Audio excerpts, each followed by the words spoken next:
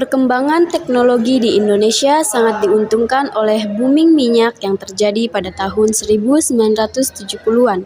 Booming minyak memberikan keuntungan tersendiri bagi pemerintah Indonesia ketika pemerintah Orde Baru merancang alih teknologi tinggi, khususnya pembuatan industri pesawat terbang nasional.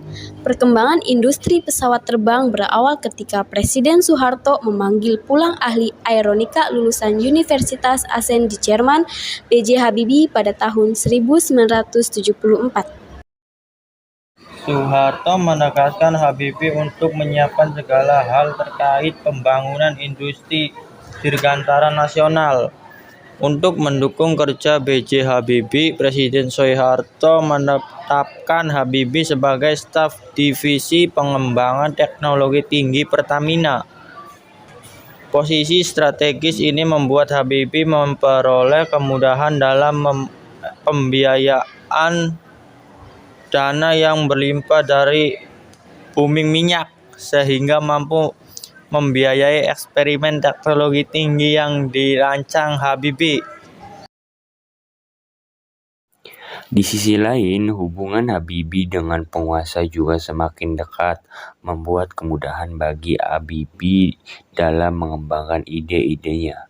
Habibie kemudian mengembangkan industri-industri strategis dengan mendirikan Badan Pengkajian dan Penerapan Teknologi atau BPPT sebagai basis awal pengembangan industri strategis.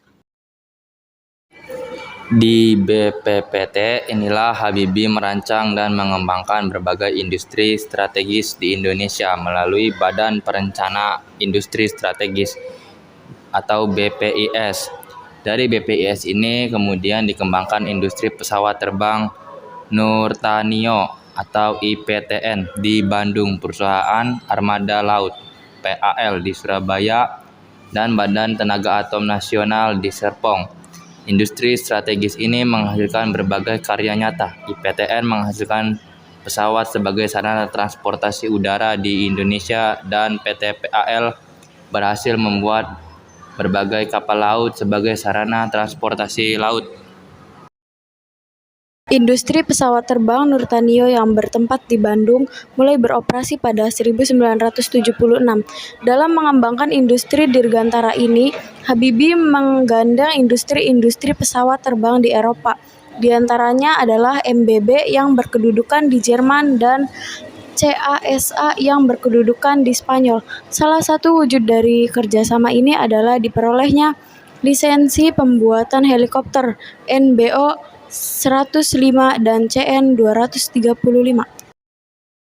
Pada awalnya, IPTN hanya memperoleh penguasaan alih teknologi tinggi berdasarkan lisensi yang dimiliki.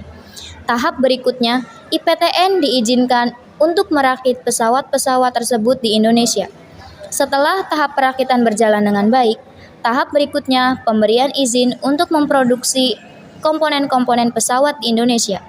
Salah satu hasil dari IPTN adalah berhasil memproduksi berbagai jenis pesawat terbang, antara lain NC-212-100, helikopter NBL 412, NAS 332 Super Puma, CN-234, CN-235, CN-250, dan N-2130. Pertumbuhan IPTN yang begitu pesat mendorong industri-industri pesawat terbang dunia bekerja sama dengan IPTN. Di antara perusahaan tersebut adalah General Electric, industri mesin pesawat terbang. Dengan didirikannya divisi Universal Maintenance Center, kerjasama lainnya yang dijalin adalah Boeing, salah satu industri pesawat terbang terbesar di dunia. Kerjasama yang dijalin adalah meningkatkan kemampuan manajemen IPTN agar efisien dan mampu berproduksi secara maksimal.